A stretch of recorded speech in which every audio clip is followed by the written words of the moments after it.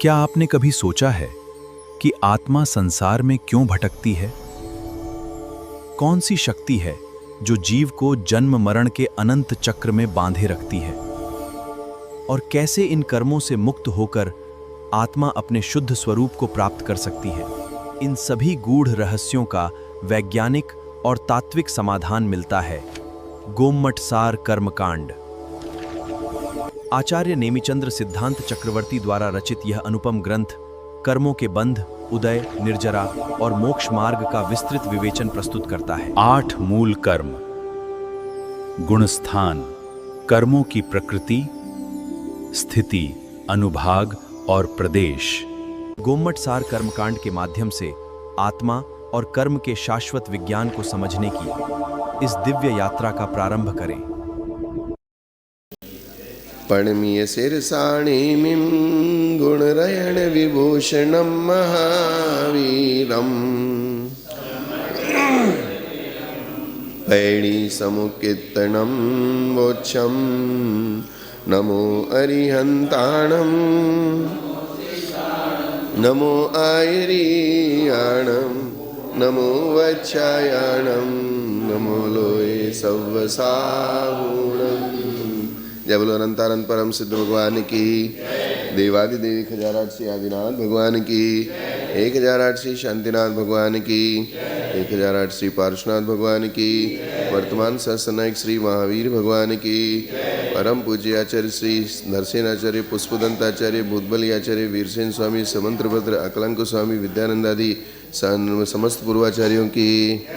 गोमटसार कर्मकांड लेखन करता श्री नेमिचंद्राचार्य महाराज की, आचार्य सागर जी, महावीर कीर्ति जी, विमल सागर जी, सन्मति सागर जी, कुंतु सागर जी, संभव सागर जी महाराज की, परम पूज्य आचार्य श्री कनकनंदी पदम नंदी जी गुरुदेव की, जिनवाणी माता की, श्रीमद जैन धर्म की।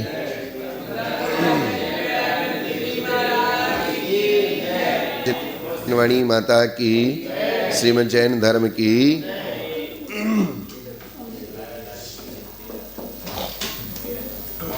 सम्मेद शिखर सिद्ध क्षेत्र की।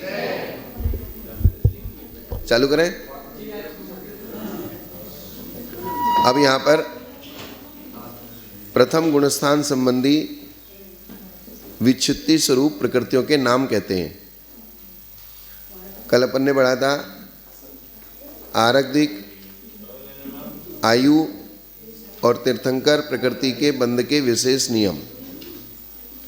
आरक्तिक का बंध 7वें गुणस्थान से 8वें गुणस्थान के 6ठे भाग तक होता है। तीर्थंकर प्रकृति का बंध 4थे गुणस्थान से 7वें गुणस्थान तक प्रारंभ होता है और 8वें के 6ठे भाग तक होता है। तीर्थंकर प्रकृति हमेशा सम्यक दृष्टि के बनती है। बंध का प्रारंभ तीर्थंकर के केवली और श्रुत केवली के पादमूल में होता है।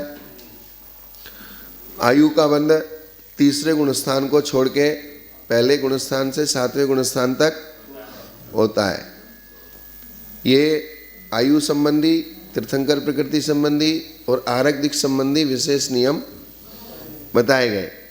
बाकी गुणस्थानों में अपनी अपनी प्रकृति का जहाँ जहाँ बंध विच्छुत्ति होगी उसके बाद उसका बंध नहीं होगा। और इसका न उत्पादानुच्छेद और अनुत्पादानुच्छेद, जहाँ उत्पत्ति है वहीं उसका विनाश मानना और जहाँ उत्पत्ति नहीं है वहाँ उसका अभाव मानना, ये 2 प्रकार के नए उत्पादानुच्छेद और अनुत्पादानुच्छेद। ये माता जी को पता होगा।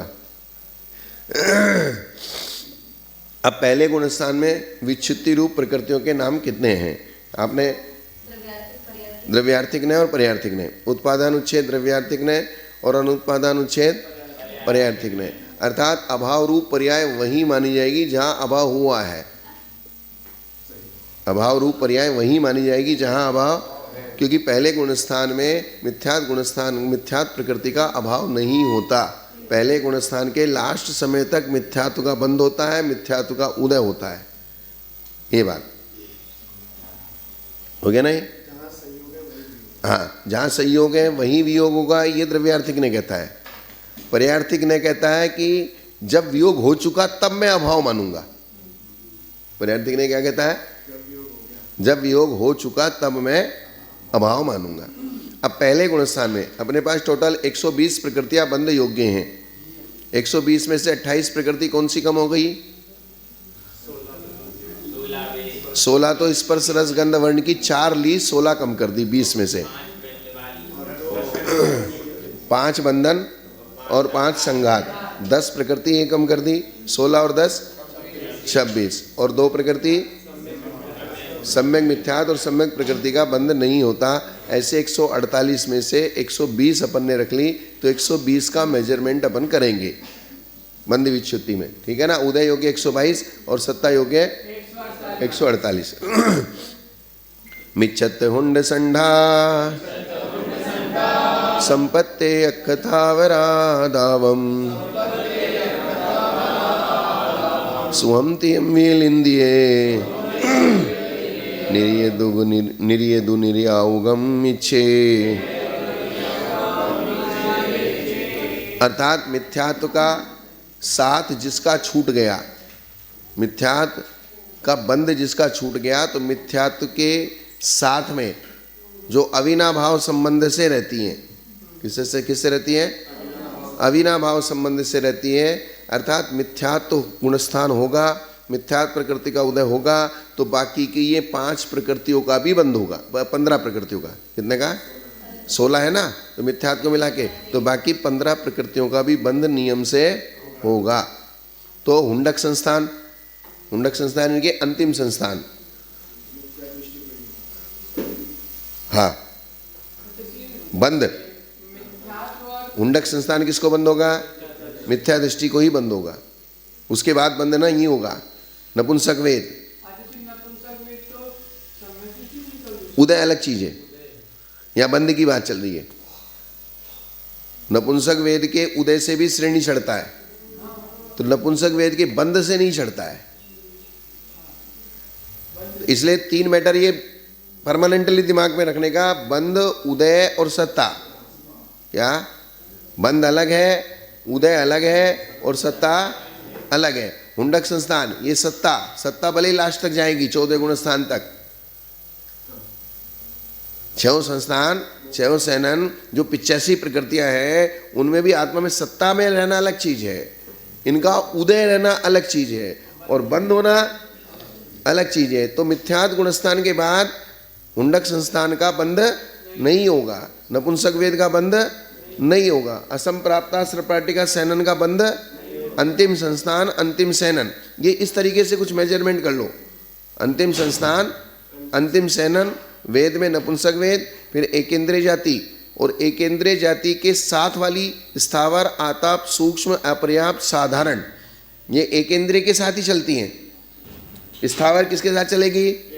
एकेंद्रिय, क्योंकि स्थावर कौन होता है? एकेंद्रिय होता है। फिर आतप, ये भी एकेंद्रिय के ही होता है। सूक्ष्म, ये भी एकेंद्रिय के ही होता है, बादर के सूक्ष्म नहीं होता। अपर्याप्त नहीं, अपर्याप्त एकेंद्रिय से पंचेंद्रिय तक होते हैं, पंचेंद्रिय लब्ध पर्याप्त तक। और साधारण, साधारण एकेंद्रिय के होता है। और विकलत्रय 2 इंद्रिय, 3 इंद्रिय, चतुरिंद्रिय, यानी कि एकेंद्रिय, 2 इंद्रिय, 3 इंद्रिय, चतुरिंद्रिय, अंतिम सैनन, अंतिम संस्थान, नपुंसक वेद और अंतिम वेद। ये नरगति, नरगत्यानुपूर्वी, नरकायु, ये तीनों का जोड़ा है। क्या? तीनों का कॉम्बिनेशन है, नरगति, नरगत्यानुपूर्वी और नरकायु। इनका बंध सिर्फ और सिर्फ मिथ्यात्व गुणस्थान में होगा। मिथ्यात्व प्रकृति के उदय के साथ इन प्रकृतियों का बंध होगा। अब इन प्रकृतियों को याद रखना, ये हमारे मोबाइल नंबर याद रखने की तरह है। अगर आप उसको एक सिस्टमेटिक ढंग से कॉम्बिनेशन बना के बोलोगे तो नंबर अच्छे से याद हो जाएगा। क्या?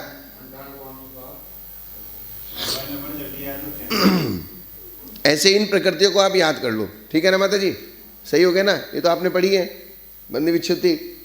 हाँ, जब तक आपके सामने कुछ नहीं पढ़ा। अब दूसरे गुणस्थान की, अब ये 14 के 14 गुणस्थान की बंध विच्छुत्ति की प्रकृतियों को अपने को समझना है, और इसके साथ साथ इसकी भाव वासना भी समझना है। क्या समझना है? भाव वासना की मिथ्यात्व के साथ बंधने वाली अविनाभाव संबंध से ये 15 प्रकृतियां हैं। अर्थात मिथ्यात्व रहेगा तो ये सारी अशुभ प्रकृतियां भी आपके साथ रहेंगी, बंधेंगी। और बंध विच्छुत्ति होने का मतलब है मिथ्यात्व गुणस्थान छूटा तो इन प्रकृतियों का संवर हो गया। इन प्रकृतियों का क्या हो गया? संवर हो गया। बंध छूट गया तो आश्रव छूट गया, तो आश्रव बंध छूट गया तो संवर हो गया। आश्रव बंध छूट गया तो क्या हो गया? संवर हो गया। हाँ स्वामी जी। जैसे विकलत्रय शब्द लिए, ये दो प्रकृति है। नहीं, विकलत्रय 3 प्रकृति। तो और संख्या ले रहे 16। हाँ, तो विकलत्रय को बिना, तो विकलत्रय का इन्होंने एक ये कोड एक जो है क्या है, एक संक्षिप्तीकरण कर दिया गाथा में। गाथा में क्या कर दिया? प्रकृति 3 गिनी जाएंगी। संक्षिप्तीकरण क्या? हाँ, क्योंकि नेमिचंद्राचार्य गाथा बनानी थी ना, तो गाथा अब उससे उसके शब्द से ज्यादा तो बना नहीं सकते। हाँ, ये बात। विद्य गुणे अणथीणती दुभग 30 संठान सहदि चौकम दुग्गमणि थी नीचम तिरिये दुगुज्जोव तिरियाऊ। इसलिए कम से कम ये जो 4, 5, 6 गाथाएं हैं बंध विच्छुत्ति की, इनको आप स्मरण कर लीजिए तो ज़्यादा अच्छा रहेगा। बाकी तो मैटर आप, क्योंकि इन गाथाओं को याद करने से प्रकृति ध्यान में रहेगी, क्योंकि आगे सभी इन्हीं प्रकृतियों का जोड़ घटाना बार बार करना पड़ेगा, तो बार बार करना पड़ेगा, तो बार बार वो आपको याद दिलाना पड़ेगा। तो इसलिए कल सब जो लोग इन प्रकृतियों को, इन गाथाओं को याद करके लाएगा उसको विशेष पुरस्कार भी दिया जाएगा। हाँ हाँ, 2 दिन की छुट्टी, आप 2 दिन में याद कर लो सामायिक में, ठीक है ना। द्वितीय गुणस्थान के अंत में अनंतानुबंधी चतुष्क। अब दूसरे गुणस्थान के अंत में किसकी विच्छित्ति होगी? क्योंकि अनंतानुबंधी पहले और दूसरे गुणस्थान तक ही बंधती है, इसके बाद अनंतानुबंधी का बंध नहीं होता। अर्थात मिथ्यात् गुणस्थान में विपरीत मिथ्या श्रद्धान, मिथ्यात् गुणस्थान और मिथ्यात् और अनंतानुबंधी की वजह से होता है, और दूसरे गुणस्थान में सिर्फ अनंतानुबंधी की वजह से होता है। इसलिए दोनों गुणस्थान मिथ्या दृष्टि के गुणस्थान हैं। दोनों गुणस्थान किसके हैं? शासन साधन सम्यक दृष्टि भी मिथ्या दृष्टि है, अर्थात वो मिथ्या दृष्टि भी मिथ्या दृष्टि है। तो मिथ्या दृष्टि को मिथ्या दृष्टि तो विधि रूप से कहा, और साधन सम्यक दृष्टि को मिथ्या दृष्टि निषेध रूप से कहा। क्या? मिथ्या दृष्टि को मिथ्या दृष्टि विधि रूप से कहा कि ये मिथ्या दृष्टि है, और साधन सम्यक दृष्टि को मिथ्या दृष्टि निषेध रूप से कहा। अर्थात अब दोनों बात एक है, कोई ना, ये मिथ्या दृष्टि है, इसने सम्यक की विराधना कर दी। दोनों बात एक है कि अलग अलग है? कथन की अपेक्षा अलग है, लेकिन अर्थ दोनों का। हाँ, तो साधन जिसने सम्यक्त की असाधना कर दी, तो इसका मतलब मिथ्या दृष्टि। सम्यक्त की असाधना करने वाला कौन? मिथ्या दृष्टि, और एक में मिथ्या दृष्टि, तो इसलिए दोनों ही मिथ्या दृष्टि है।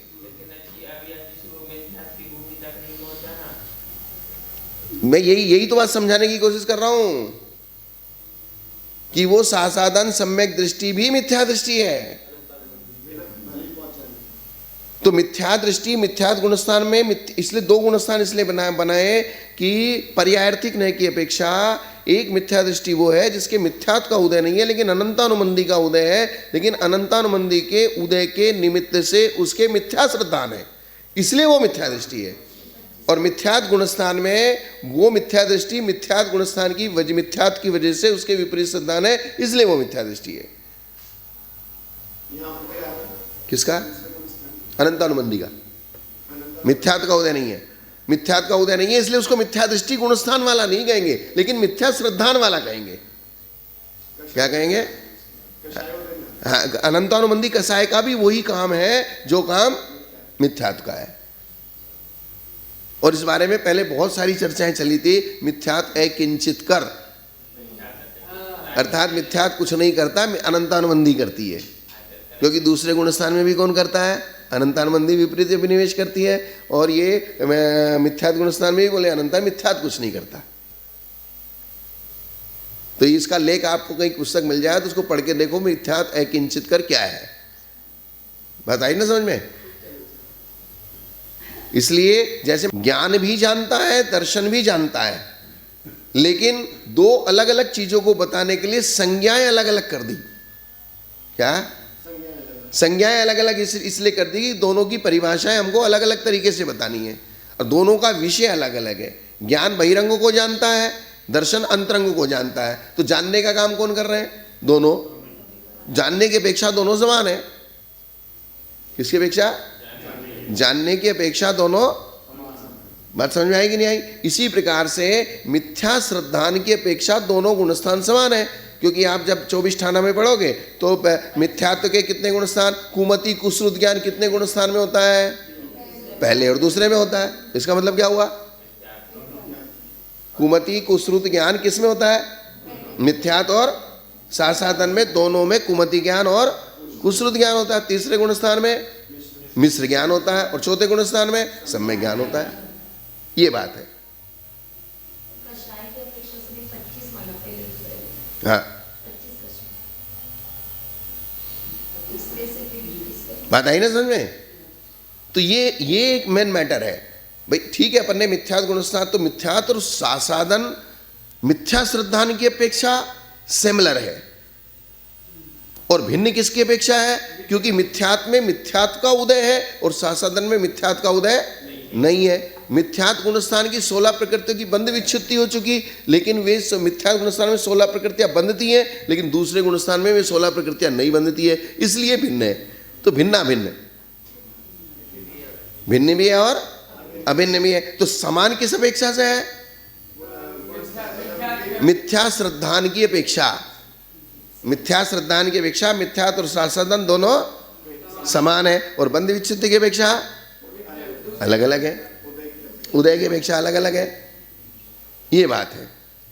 तो इसलिए समानता क्या है और असमानता क्या है, ये बात भी समझना हर जगह जरूरी है। बात समझ में आई ना प्रश्न जी महाराज? है सम्यक तो की अलग चीज है।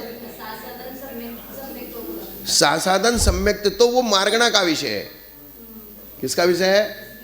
इसलिए उन्होंने मिथ्या दृष्टि भी एक श्रद्धान की परिभाषा है, साधन सम्यक दृष्टि भी श्रद्धान की परिभाषा है, सम्यक मिथ्या दृष्टि भी श्रद्धान है और सम्यक दृष्टि भी श्रद्धान है।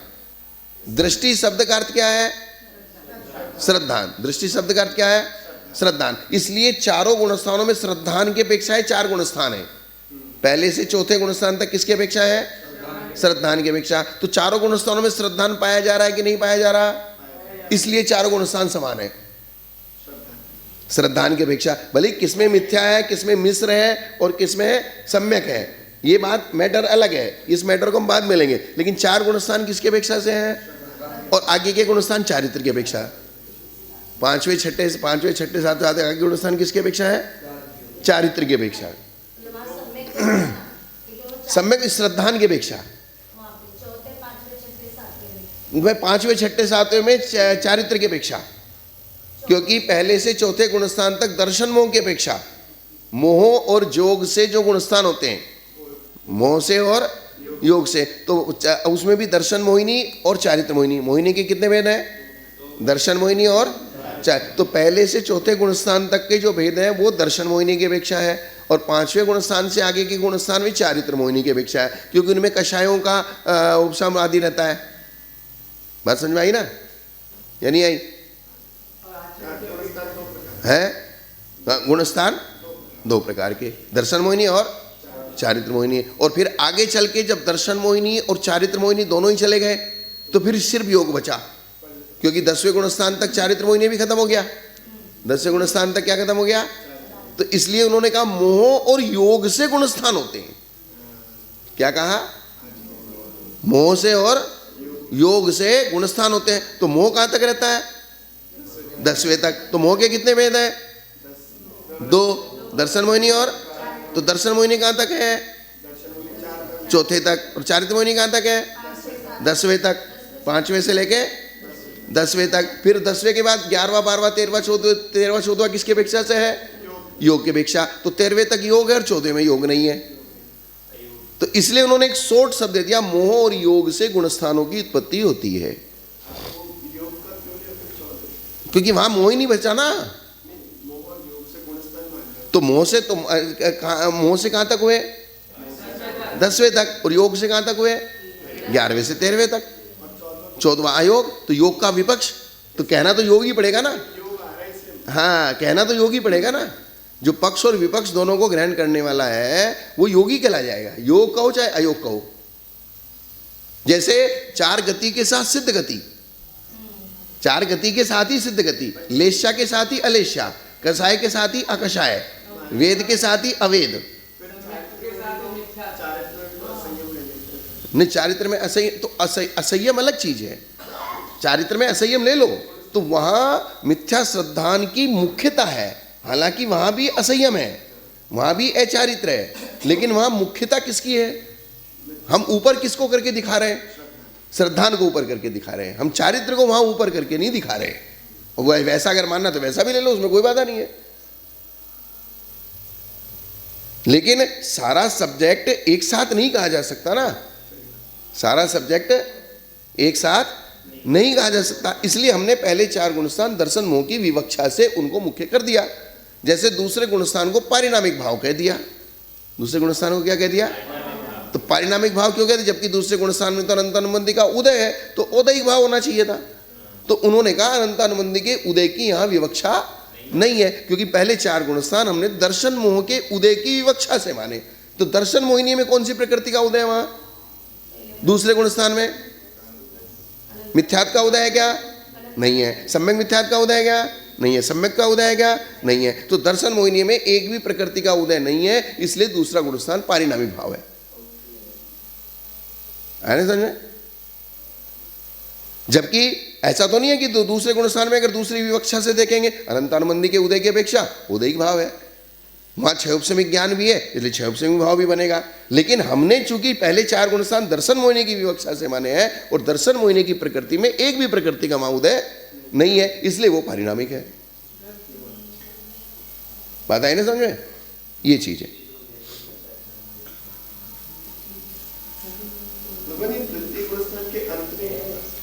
वही बात है ना, जैसे मिथ्यात गुणस्थान के अंत में अंत तक बंधेंगी और अंत के बाद नहीं होंगी। इसका अंत वही मानेंगे जब वो मिथ्यात गुणस्थान में आ जाएगा। हाँ, अर्थात दूसरे गुणस्थान तक इन प्रकृतियों का बंध होगा। दूसरे गुणस्थान तक इन प्रकृतियों का बंध। अब चूंकि दूसरा गुणस्थान नियम से मिथ्यात्व में जाता है, दूसरा गुणस्थान कहा जाता है नियम से मिथ्यात्व में जाता है, तो मिथ्यात्व में जाते जैसे ही दूसरा गुणस्थान खत्म होगा तो क्या होगा?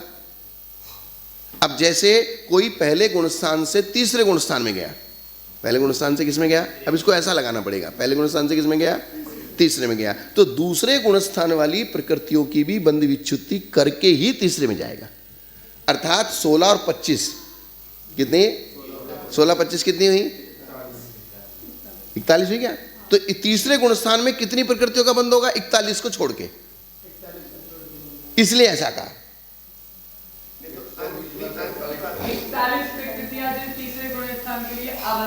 हाँ, तीसरे गुणस्थान के लिए 41 प्रकृतियों का संवार हो गया, बंध विच्युति।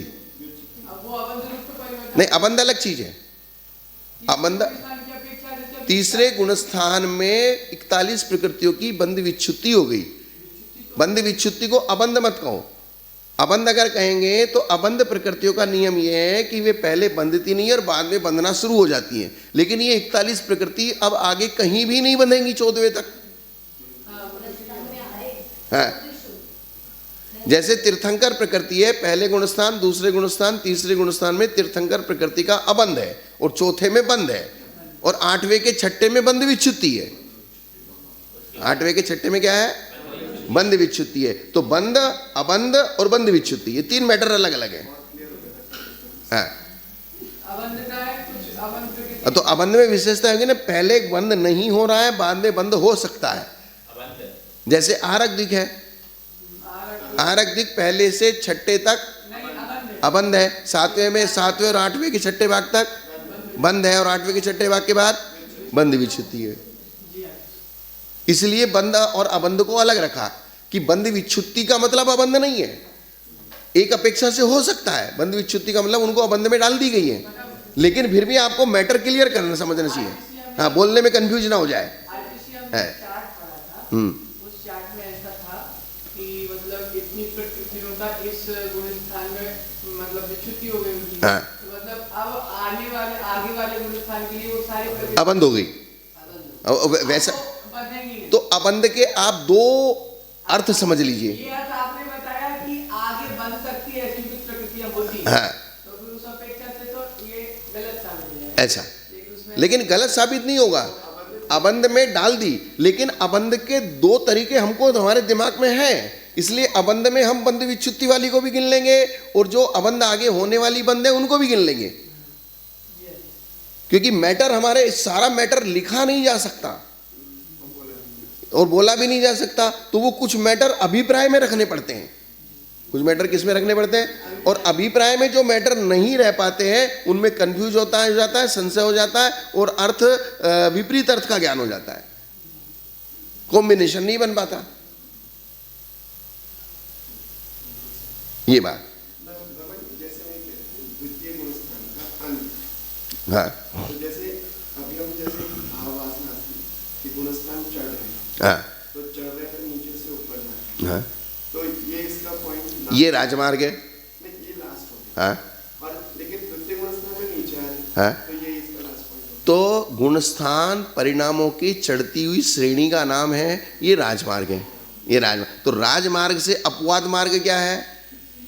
राजमार्ग से अपवाद मार्ग ये है कि एक गुणस्थान ऐसा है जो चढ़ते हुए नहीं होता, उतरते हुए होता है, तो इसलिए उसको अलग से बताना पड़ा। गया। तो उसका जो लास्ट पॉइंट होगा वो तो उतरते हुए का लास्ट। हाँ, उतरते हुए का ही लास्ट होगा ना। हाँ, लेकिन वहाँ उसकी विच्युति नहीं होगी, तो इसलिए उन्होंने क्या कहा कि पहले गुणस्थान से जब ये जीव सीधा चौथे में चला गया, किस में चला गया? पहले गुणस्थान से तीसरे में जाता कि नहीं जाता? पहले से चौथे में जाता कि नहीं जाता? पहले से पांचवें में जाता कि नहीं जाता? पहले से सातवें में जाता कि नहीं जाता? तो पहले गुणस्थान से एक तो छठे गुणस्थान में नहीं जाता और एक दूसरे गुणस्थान में नहीं जाता। लेकिन अगर छठे गुणस्थान में हम बंध विच्युति पढ़ेंगे कि छठे गुणस्थान तक कितनी प्रकृतियों की बंध विच्युति हो चुकी, तो किन की गिनेंगे? पहले की भी गिनेंगे, दूसरे की भी गिनेंगे, तीसरे में होती नहीं है। हाँ, दूसरे गुणस्थान की 25 गिनेंगे ना। है? पहले जैसे अपन छठे गुणस्थान में गिनना है या सातवें गुणस्थान में गिनना है, तो सातवें गुणस्थान में चला गया, लेकिन छठा गुणस्थान भी गिरने की अपेक्षा ही होता है, चढ़ने की अपेक्षा नहीं होता। पांचवें से छठा नहीं होता, चौथे से छठा नहीं होता, पहले से छठा नहीं होता, पहले से सीधा सातवां होगा। अगर होगा तो छठा नहीं आएगा बीच में, तो छठा भी गिरने की अपेक्षा ही होता है। तो जो जो जो, जो शंका आपकी यहाँ है ना, वही शंका फिर वहां भी होगी। नहीं, हमारा ये पॉइंट था कि जो मिथ्यात्व का लास्ट पॉइंट है हाँ और अनंत साधन का लास्ट पॉइंट, दोनों का एक है। हाँ, तो हो जाने दो ना, उसमें कोई भी दिक्कत नहीं, ऐसी मानो, उसमें कोई बाधा नहीं, क्योंकि एक इधर से जा रहा है, हो जाने दो। लेकिन जो विच्युति है, विच्युति जब हम तीसरे में पहुंचे तो दोनों की विच्युति करके तीसरे में पहुंचे हैं, ये विवक्षा है। अर्थात जो पहले गुण स्थान में विच्युति हो गई, हाँ विच्युति पूरे 14 के लिए हो गई ना। हाँ, पहले गुणस्थान में जो विच्युति होगी, आगे 13 गुणस्थान में वे प्रकृतियां नहीं बंधेंगी।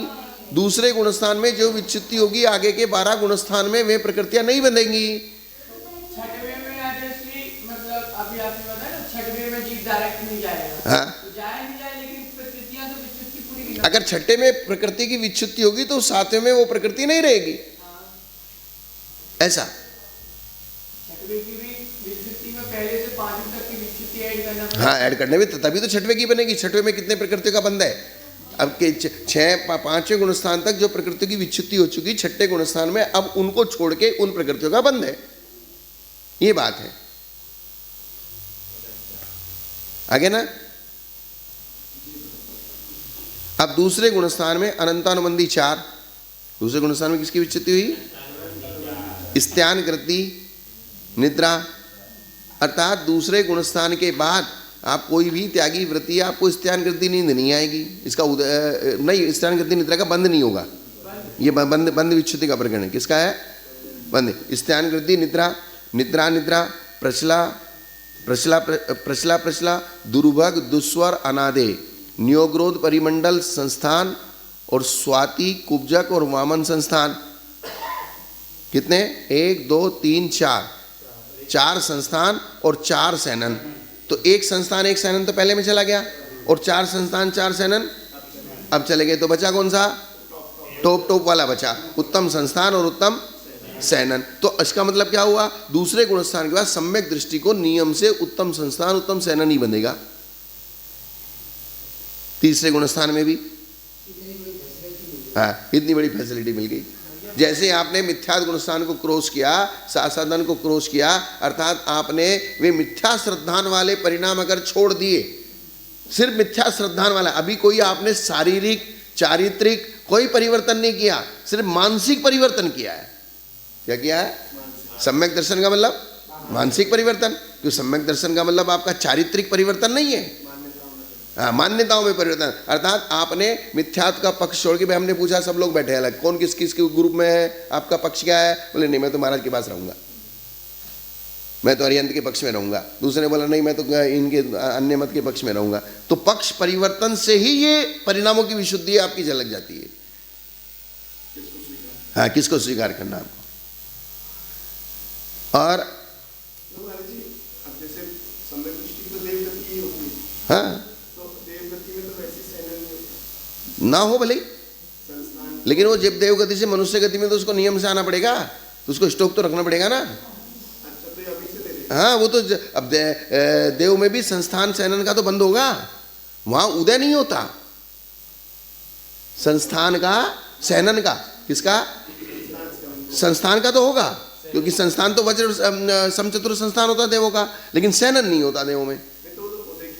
तो उदय की बात, लेकिन वो चौथे गुणस्थान में है तो उसका बंद करेगा। तो वो बंद कब काम आएगा? जब मनुष्य में आएगा तब काम आएगा, क्योंकि देव से तो डायरेक्ट मोक्ष में नहीं जा सकता, उसको मनुष्य बनना ही पड़ेगा। तो फिर एक चीज और हाँ? फिर मनुष्य गति में 3 सैनन अभी वर्तमान में कैसे? वो तो मनुष्य, वो तो काल की अपेक्षा सैनन जो बनता है ना बॉडी के अंदर, सैनन बनता है, वो उसके लिए कुछ द्रव्य क्षेत्र काल भी लगता है। भले आपकी सत्ता में वज्र ऋषभ नाना सैनन भी है, आपकी सत्ता में वज्र ऋषभ नाना सैनन की प्रकृति भी आपकी सत्ता में मौजूद है, लेकिन वो उदय में नहीं आएगी।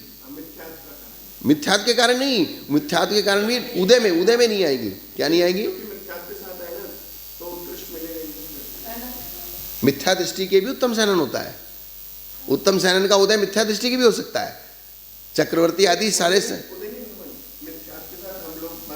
नहीं, अब सैनन मिलना ये उदय की बात है। आपने क्या पूछा प्रश्न? तो सत्ता में तो 6 है ना।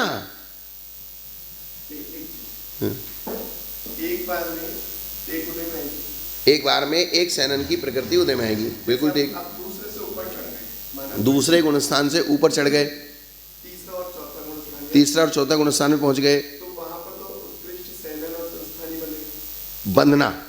हाँ, अब वो बंधा एक है, ठीक है। अब जैसे यहाँ पर आए, समय तो छूटा है, कभी यहाँ पर आए, तो सत्ता में तो 6 है ना, सत्ता में पड़े। तो अच्छा, आयु वाला सिस्टम ना ना ना ना ना ना। मिथ्यात गुणस्थान में आपने 6 संस्थान सैनन बांधे थे कि नहीं बांधे थे? 6 बांधे हुए हैं कि नहीं है मिथ्यात गुणस्थान में? मिथ्यात गुणस्थान के लास्ट में भी विच्छुत्ति है। तो मिथ्यात गुणस्थान में 6 बंधे हैं, मिथ्यात गुणस्थान में 6 संस्थान बंधे हैं और 6 सैनन बंधे हैं, और वो आपके स्टॉक में है। अब आप सम्यक दृष्टि हो गए, कोई बात नहीं, फिर सम्यक दर्शन छोड़ दोगे तब फिर उदय में तो आना पड़ेगा ना उनको। स्टॉक तो 85 प्रकृतियों तक का जाएगा लास्ट तक। 63 का ही तो नाश हुआ है, 63 भी वो जीव भी बाकी हैं। 63 में जो प्रकृतियां हैं 3, उसमें 3 तो आयु हैं, उनका तो कोई नाश होना ना होना कोई मतलब ही नहीं है। तो 60 प्रकृति बची, तो घातीय कर्म की 47 प्रकृतियां तो जीव विभाग की हैं, और कुछ नाम कर्म की प्रकृति जाती हैं।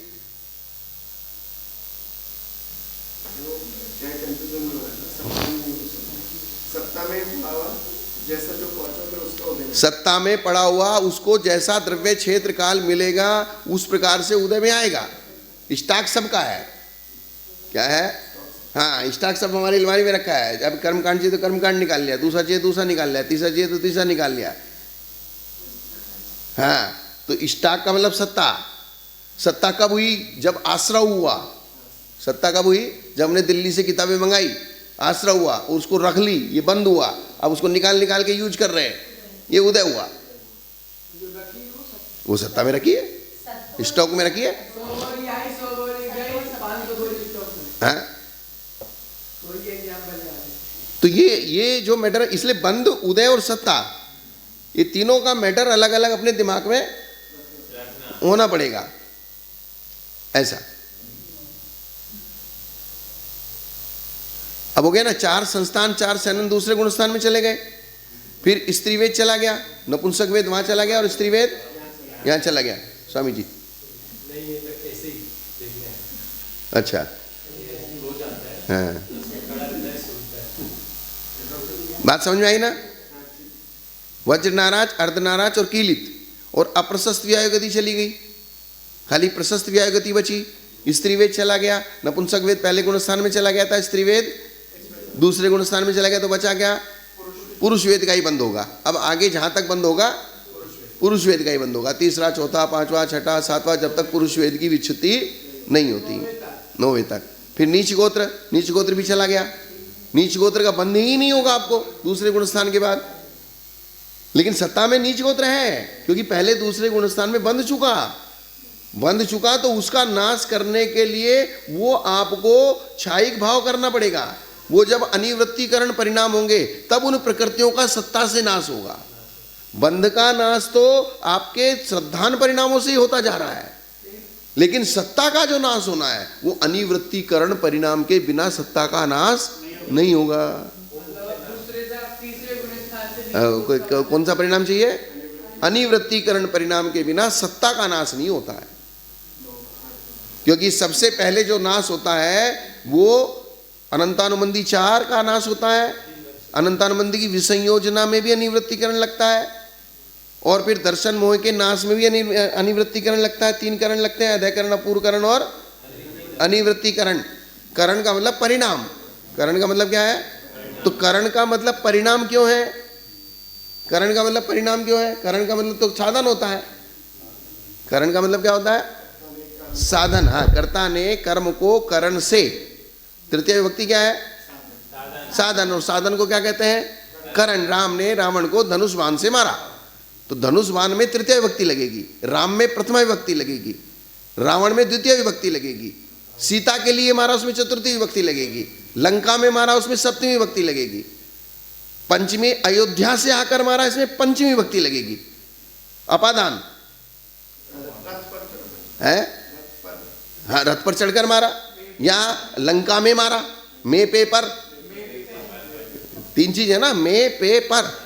तो रथ पर चढ़कर मारा या लंका में मारा, ये भी आ जाएगा। तो ये विभक्ति, तो तृतीय विभक्ति, ये बहुत अच्छा मैटर है। तृतीय विभक्ति करण है। तो करण का मतलब जो संस्कृत की परिभाषा साधकतम करणम, करण की परिभाषा क्या है? साधकतम करणम। साधक, साधकतर, साधकतम। गुड, बेटर, बेस्ट, 3 डिग्रियां होती हैं। क्या होती है? गुड, अच्छा और सबसे अच्छा। इसलिए साधक, साधकतर और साधक तम। तो तृतीय विभक्ति क्या है? साधकतम है, अर्थात किसी कार्य को सिद्ध करने के लिए सबसे नजदीक का साधन। किसी कार्य को सिद्ध करने के लिए सबसे नजदीक, क्योंकि तीसरी डिग्री ले ली ना अपन ने इसमें। कौन सी डिग्री ले ली? तीसरी डिग्री। तो सबसे नजदीक का साधन। तो जैसे धनुष बाण से मारा, तो रामचंद्र जी ने अपना हाथ मारने के लिए क्या? वो धनुष बाण उसकी छाती में जाके घुसा, तब वो मरा। तो नजदीक कौन था मारने में? रामचंद्र जी देखी धनुष था, तो रामचंद्र जी की अपेक्षा भी धनुष था नजदीक मारने में, इसलिए धनुष को साधकतम कहा। ऐसे ही आपकी आत्मा के परिणामों, आत्मा के कर्मों को काटने के लिए सबसे नजदीक कौन है? आपका आत्मा का परिणाम। इसलिए परिणाम को करण कहा। इसलिए क्या कहा? परिणाम को करण कहा, क्योंकि आपके आत्मा के कर्मों को काटने के लिए आत्मा ही समर्थ है। क्या बोला? काटने के लिए आत्मा ही समर्थ है। आत्मा से ही, आत्मा के परिणामों से ही आत्मा के कर्म कटेंगे, बाहर की कोई चीज नहीं चाहिए। तो वो परिणाम कौन सा है? अनिवृत्ति परिणाम। कौन सा परिणाम है? तो अनिवृत्ति परिणाम को हमने नाम क्या रख दिया? अनिवृत्तिकरण। अनिवृत्ति परिणाम को नाम हमने क्या रख दिया? अनिवृत्तिकरण। तो अनिवृत्तिकरण का मतलब हमको यहां यह भाव लेना है कि आत्मा से परिणाम कर्मों का नाश करने के लिए, कर्मों को काटने के लिए जो सबसे नजदीक का साधन है वो आत्मा का परिणाम है, और वो परिणाम भी अनिवृत्ति वाला परिणाम। इसलिए साधारण परिणामों को परिणाम कहा और अनिवृत्ति को करण कहा।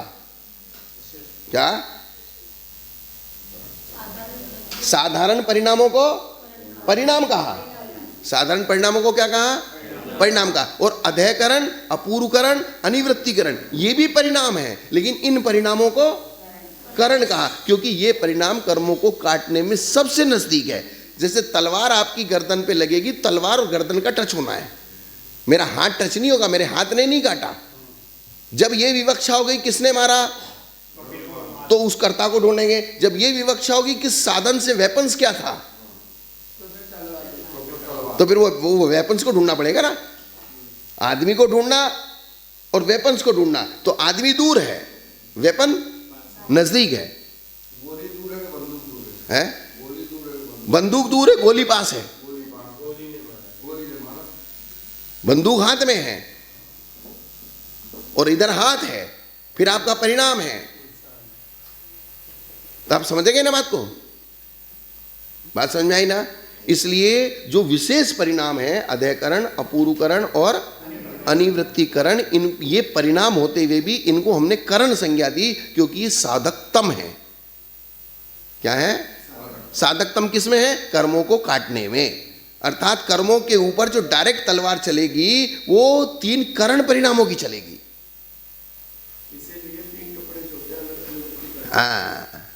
प्रथमोपसम सम्यक जब होता है तो उसमें 5वीं कौन सी लब्धि है?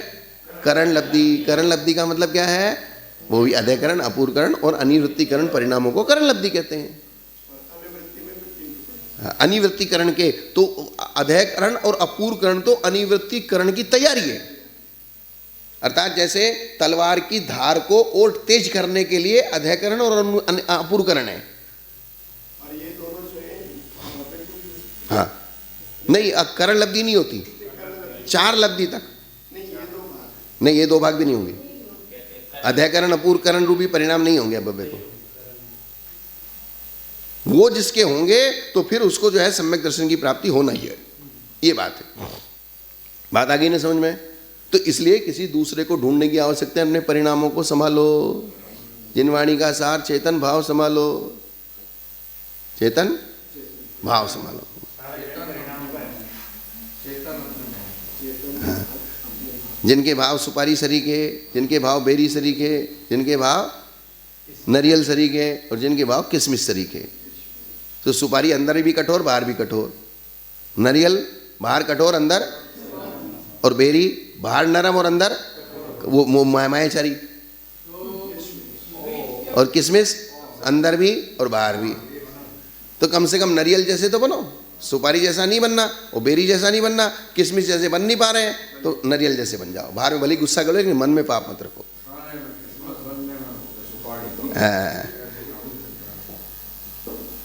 आया ना समझ में?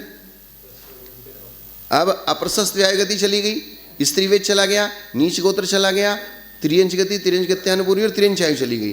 पहले गुण स्थान में क्या गई थी? नरक गति, नरक गत्यानुपूर्वी, नरक आयु। अब यहाँ त्रियंच गति, त्रियंच गत्यानुपूर्वी और त्रियंच आयु चली गई। ये 25 प्रकृतियों की बंध विच्छेद। हाँ, ये 25 प्रकृतियां अनंतानुबंधी के उदय के बिना मिथ्या दृष्टि के भी बनती हैं। 41, क्योंकि 16 मिथ्यात्व में चली गई और 25 ये, तो 41 मानना पड़ेगा। हाँ, तथा मिथ्यात्व के उदय से रहित साधन गुणस्थान में केवल अनंतानुबंधी से भी बनती हैं। अनंता, हाँ हाँ,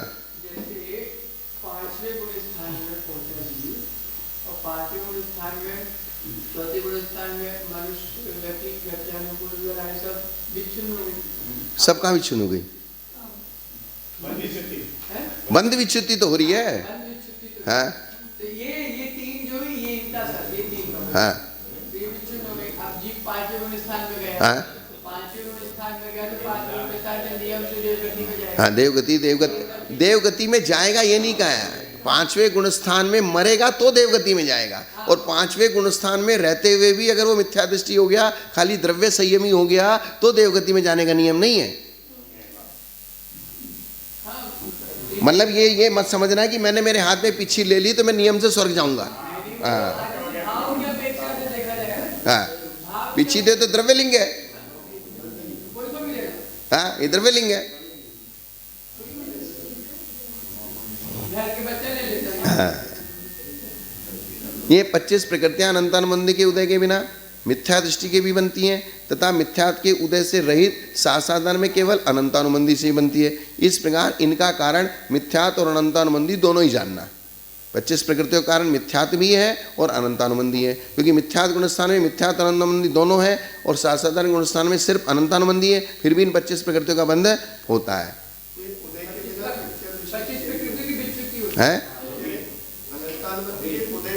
हाँ, तो अनंतानुबंधी के नहीं, उदय बिना कहाँ लिखा है? अनंतानुबंधी के उदय बिना ये लिख दिया इन्होंने, लेकिन मिथ्यात गुण, हाँ, अनंतानुबंधी का उदय पहले गुणस्थान में भी होता है, लेकिन मुख्यतः वहाँ मिथ्यात के उदय की है। लेकिन थोड़ा सा वाक्य थोड़ा सा ऐसा हो गया, ये वहाँ ऐसा नहीं है कि पहले गुणस्थान में अनंतानुबंधी का उदय नहीं होता है, अनंतानुबंधी का उदय होता ही होता है, लेकिन यहाँ जो लिख दिया गया है अनंतानुबंधी के उदय के बिना, ऐसा मेरे ख्याल से नहीं लिखना चाहिए विशेषार्थ में। ऐसा तो पहले गुणस्थान में अनंतानुबंधी का उदय नहीं होता, ऐसा थोड़ी होता है। तो वहाँ यही कहना पड़ेगा, अनंतानुबंधी और मिथ्यात्व के उदय सहित मिथ्यात गुणस्थान में बनती है, और मिथ्यात्व के उदय के बिना सिर्फ अनंतानुबंधी से ही बनती है। कैसा?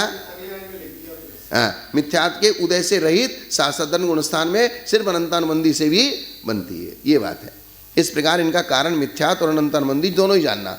मिथ्यात भी बनने का कारण है और अनंतानुबंधी भी बंधने का कारण है। अब चौथे 5, हाँ, और दूसरे में बंधेंगे।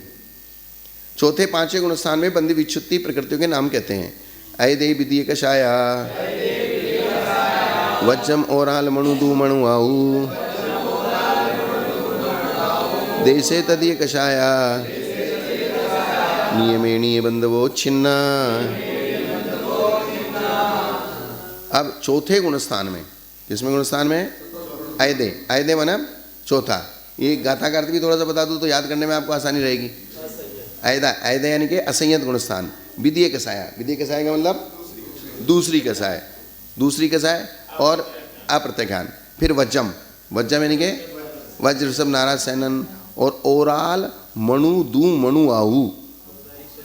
ओराल द्विक, औदारिक और औदारिक शरीर, औदारिक अंगोपांग। मणुदु मनुष्य गति, मनुष्य गत्यानुपूर्वी, और आऊ यानी कि मनुष्यायु, मणुआऊ। तो ऐसे 10 प्रकृतियों की बंध विच्छुत्ति चौथे गुणस्थान में हो गई। अर्थात चौथे गुणस्थान में आपके वज्र ऋषभ नाराज सैनन की भी विच्छुत्ति हो गई, तो सारे सैनन चले गए ना। अब कौन सा कहाँ बचा? चार दूसरे में पूरे हो गए, एक पहले में चला गया, एक चौथे में चला गया, तो 6 सैनन पूरे हो गए। तो अब 5वें गुणस्थान से आगे आपको एक भी सैनन का बंध नहीं होगा। सीधी सी बात हो गई।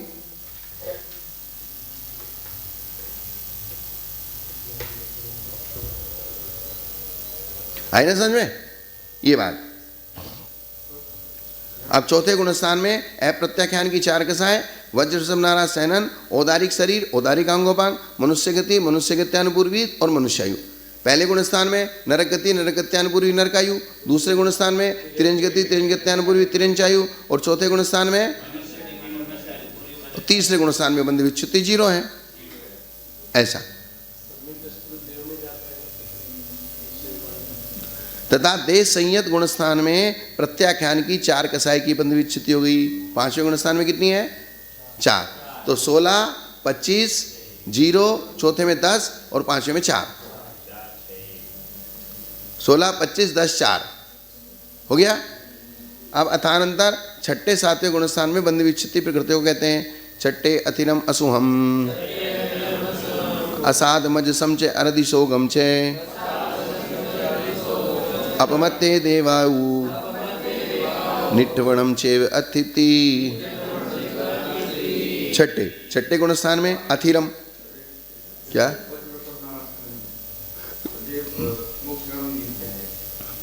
ठीक है, तो उदय तो आ जाएगा ना, उदय में दिक्कत नहीं है। बंद विच्युति हुई है, बंधना रुका है, बंद होके स्टॉक में होगी, अब आना उसका बंद हो गया, आना बंद हो गया, अपने पास वो मटेरियल आ चुका, तो जब हमको मोक्ष जाने में उपयोगी पड़ेगा तब उसका उदय आ जाएगा। हाँ स्टोरेज में है वो।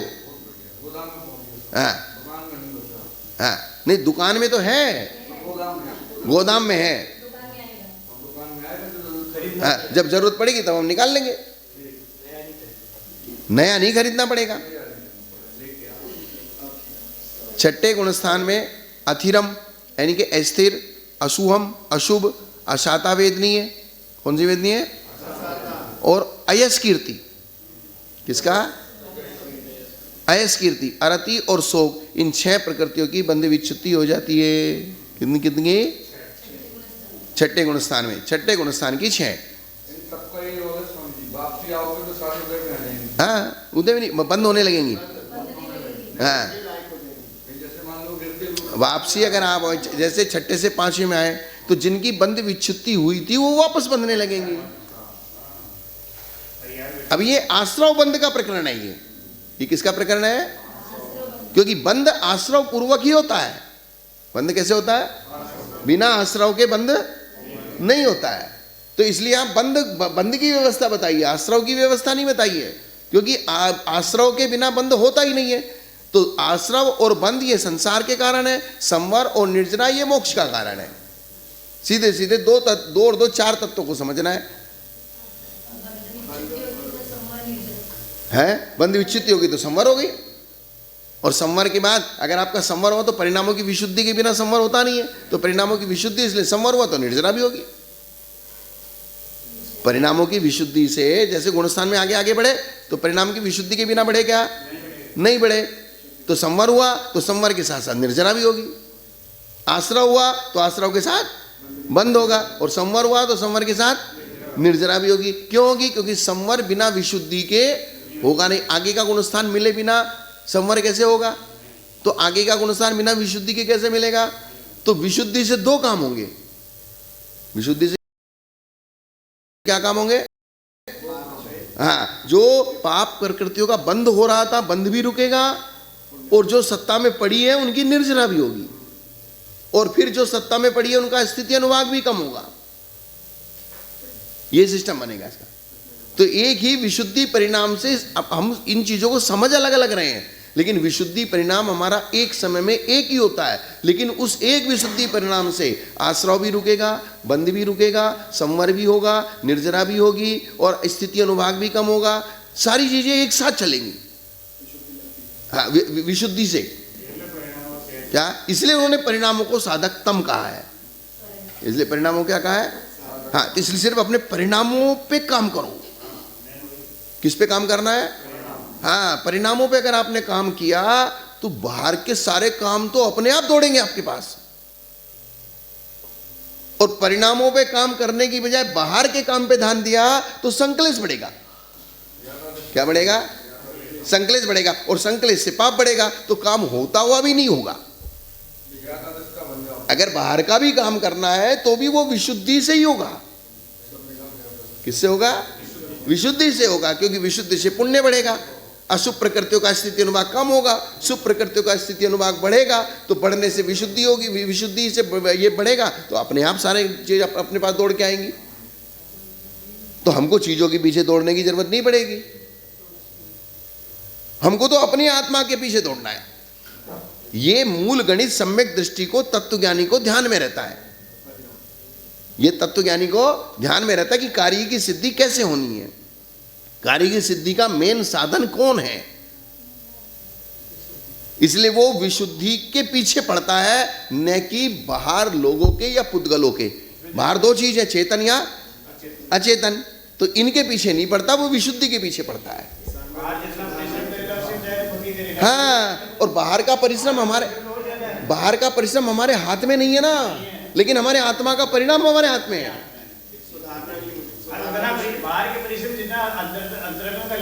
ओ तो काम ही बन जाएगा। हाँ,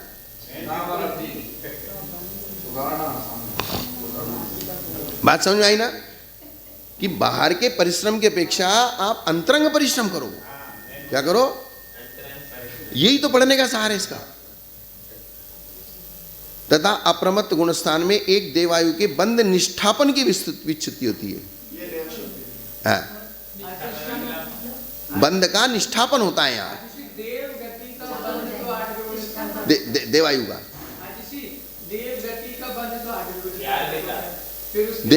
देवायु का देवगति और देवगति इनका बंध तो 8वें तक होता है, 8वें के बाद ये भी क्षुण्ण हो जाता है। 8वें के 6ठे भाग तक होता है ना वो 8।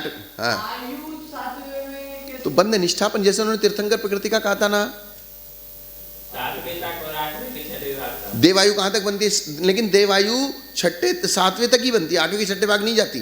8वें के 6ठे भाग जाती है कि देखो जरा, 7वें में ही जाती। अर्थात आयु का बंध निष्ठापन, इनकी चारों आयु यहाँ चली गई। अब आयु संबंधी कोई प्रकृति नहीं बची। अब आयु कर्म का मैटर खत्म हो गया। ऐसा अलग-अलग क्यों आया? उसमें कोई दिक्कत नहीं।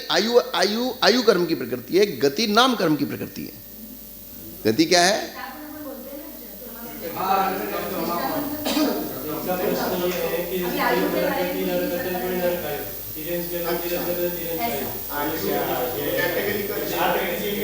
लेकिन वहाँ ये आयु साथ में नहीं जाती, देवगति थोड़ी आगे तक और बन जाती है, क्योंकि वो अप्रशस्त प्रकृति तो है नहीं। क्या? प्रशस्त प्रकृति है, पुण्य प्रकृति है, इस अपेक्षा से थोड़ी और आगे चली जाती है।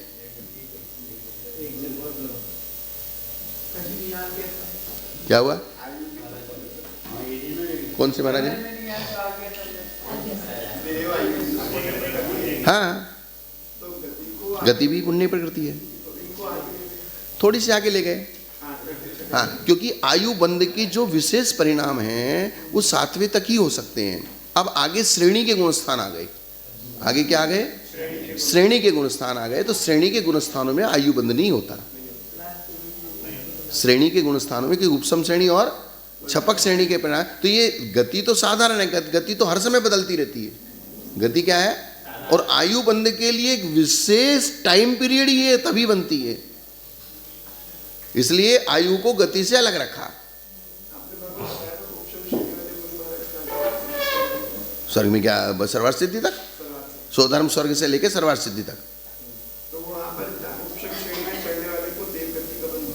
उपसम श्रेणी में चढ़ने वाले को देवायु का बंध अगर पहले कर लिया तो अगर उस श्रेणी में मरा तो आयु बंध के बिना तो मरेगा नहीं, और श्रेणी में आयु बंध हुई नहीं तो पहले आयु बंध जिसके हो गई वो उपसम श्रेणी में मरेगा, जिसके पहले आयु बंध नहीं हुई वो उपसम श्रेणी में नहीं मरेगा। मरने की तो आयु हाँ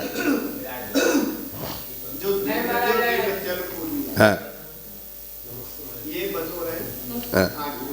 हाँ 8वें तक, 8वें के 6ठे भाग तक बंद हो रहा है। 8वें के 6ठे भाग तक बंद हो रहा है। हाँ, तो इसी कारण से सर्वार्थ सिद्धि जाता है। नहीं ऐसा कुछ नहीं है, ऐसा नियम नहीं है।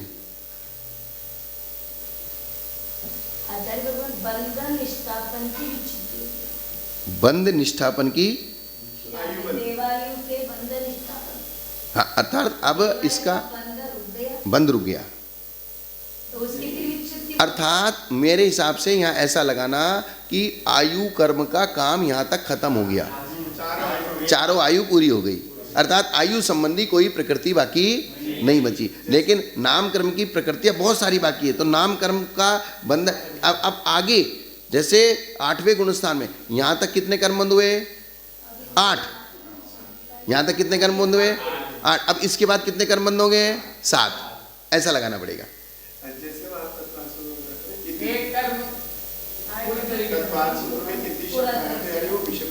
हाँ, ऐसा है। सातवें गुणस्थान। तो सातवें गुणस्थान तक 8 कर्मों का बंध होगा। अगर आयु बंधेगी तो सातवें गुणस्थान तक कभी 7 कर्म का भी बंध होगा जब आयु का बंध नहीं होगा। अर्थात सातवें गुणस्थान तक 8 और 7 दोनों प्रकार के भंग बनेंगे। लेकिन सातवें गुणस्थान के बाद 7 प्रकृति, 7 मूल प्रकृतियां ही बनेगी, 8 नहीं बनेगी। 8 प्रकृति बनने का भंग नहीं बनेगा।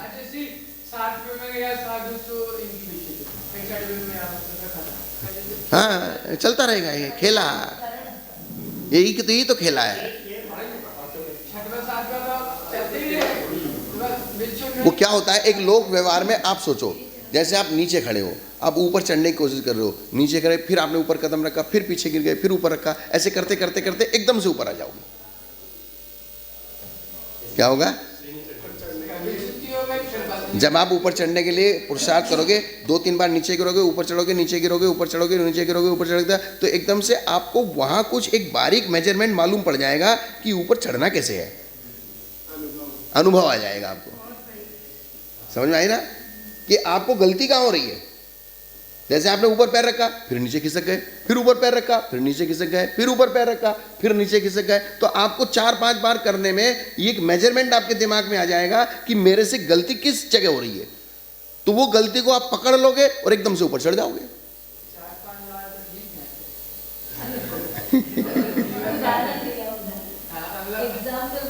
वो हजारों बार को या 4-5 बार ही समझो, क्योंकि वो संख्यात है। वो असंख्यात नहीं है। संख्यात के अपेक्षा 4-5 बार का हो, चाहे 500 बार करो। इसलिए आप करते रहो, करते, क्योंकि क्या होता है, अनुभव जो आता है वो पढ़ने से नहीं आता है। अनुभव जो आता है वो करने से आता है। अनुभव किसका? जैसे हमने ये थ्योरिकल है, ये हम पढ़ रहे हैं, क्या है? थ्योरिकल है। लेकिन जब इसका अनुभव करेंगे तब हमको करते करते करते करते समझ में आएगा कि एक्चुअली हमको करना क्या है और हमारी गलती क्या हो रही है। हाँ, अब अपूर्व कर्ण गुणस्थान में बंदी विच्छुत्ति। मरणु नम्मिनी अट्टी पढ़ में निद्दा तह पहलाये छठे भागे तिथम निमिनम सगमण पंचिंदी तेज दुहार दु समचौ सुरवन्ना गुरु चौक तसनवयम चरमे हस्सम चरदी भयम जुगुंचाय बंधवो छिन्ना। निवृत्ति अर्थात अपूर्वकरण गुणस्थान। अपूर्वकरण गुणस्थान का दूसरा नाम क्या है? निवृत्ति। निर्वृत्ति नहीं, निवृत्ति। निवृत्ति, एक ऊपर रह लगा देंगे तो निर्वृत्ति हो जाएगा। तो निर्वृत्ति वो किस में शब्द आता है? इंद्रियों के उसमें, लब्धुपयोगो भावेन्द्रियम और निर्वृत्त्युपकरणे द्रव्येन्द्रियम। निर्वृत्त्युपकरणे, और ये निवृत्ति। निर्वृत्ति का मतलब रचना और निवृत्ति का मतलब हट जाना। निवृत्ति अर्थात अपूर्वकरण गुणस्थान के मरण रहित पहले भाग में, अर्थात अपूर्वकरण के पहले भाग में मरण नहीं होता। इसलिए ऊपर शब्द क्या लगा? मरणु नम्मी, मरण से ऊन। क्या लिखा? मरण से ऊन अर्थात मरण से रहित। मरण से अर्थात अपूर्वकरण के पहले अपूर्वकरण गुणस्थान के पहले भाग में श्रेणी चढ़ते हुए मरण नहीं होता। उसके बाद मरण हो सकता है। उसके बाद क्या हो सकता है? मरण हो सकता है। मरण रहित प्रथम भाग में श्रेणी चढ़ते समय निद्रा और प्रचला 2 प्रकृतियों की विच्छुत्ति होती है। फिर छठे भाग में तीर्थंकर की विच्छुत्ति होती है। निर्माण, प्रशस्त गति, पंचेंद्रिय जाति, 1 इंद्रिय, 2 इंद्रिय, 3 इंद्रिय, 4 इंद्रिय जाति, तो पहले दूसरे गुण स्थान में हो गई थी। ये थोड़ा सा ध्यान लगाते जाओ ना। हाँ हाँ, स्थान गति भी हो चुकी, तो 3 निद्रा हो चुकी, 2 निद्रा यहाँ हो गई। तो ऐसे थोड़ा सा मेजरमेंट लगाएंगे तो काम बन जाएगा। और अप्रशस्त गति भी पहले हो चुकी, यहाँ प्रशस्त गति हो गई। छठे भाग तीर्थंकर, निर्माण, प्रशस्त गति, पंचेंद्रिय जाति, जाति भी हो चुकी। तेजस, कारमान, आरक शरीर, आरक अंगोपांग, तो वहाँ नहीं, वही है ना, छठे भाग में है ना, 8वें गुणस्थान के छठे भाग में। हाँ, पहले भाग में निद्रा प्रचला और छठे भाग में 30 छठे भाग में कितनी है? 30। तो उसमें सबसे पहले तीर्थंकर, निर्माण, प्रशस्त व्यागति, पंचेंद्रिय जाति, तेजस कारमान, आहारक शरीर, आहारक अंगोपांग, सम चतुर्थ संस्थान। यहाँ संस्थान भी चला गया, तो 6 संस्थान पूरे हो गए। क्या? और देवगति, देवगत्यानुपूर्वी, तो देवायु पहले गई, तो देवगति, देवगत्यानुपूर्वी, देवायु सब पूरी हो गई यहाँ। तो चारों गति गई, चारों गत्यानुपूर्वी गई। फिर वैक्रिक शरीर, वैक्रिक अंगोपांग चला गया। फिर स्पर्श, रस, गंध, वर्ण यहाँ खत्म हो गया। अब फिर अगुर, लघु, उपघात, परघात, उच्छ्वास, तरस, बादर, पर्याप्त, प्रत्येक शरीर, स्थिर, शुभ, सुभग, सुस्वर आदि। ये जितनी भी शुभ प्रकृति थी ना, इनकी जो अशुभ थी वो पहले चली गई है।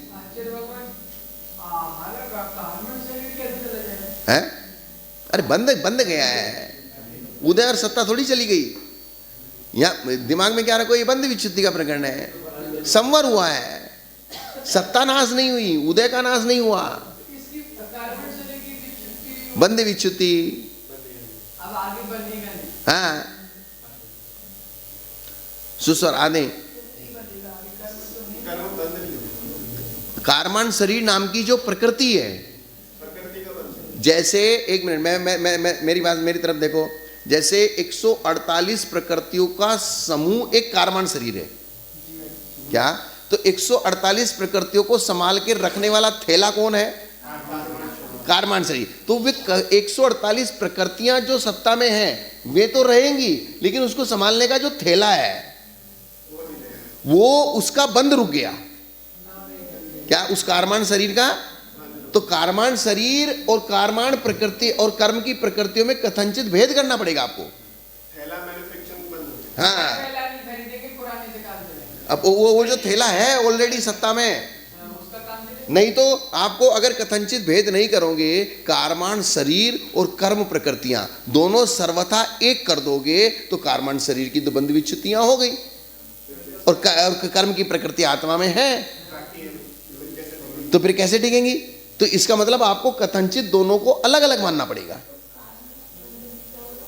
बात समझ में आई ना? क्या? नहीं समझ में आया?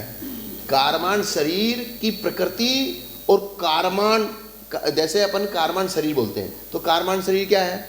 अपन ये कहते हैं सामान्य से 148 कर्म प्रकृतियों के समूह को कारमान शरीर कहते हैं। तो हमने दोनों को एक कर दिया। दोनों क्या कर दिया? जो कारमान शरीर है वो कर्म की प्रकृति है, जो कर्म की प्रकृति है वही कारमान शरीर है। हाँ, तो कारमान शरीर नाम की जो प्रकृति है वो अलग है, और 148 कर्म प्रकृतियां हैं वो अलग हैं।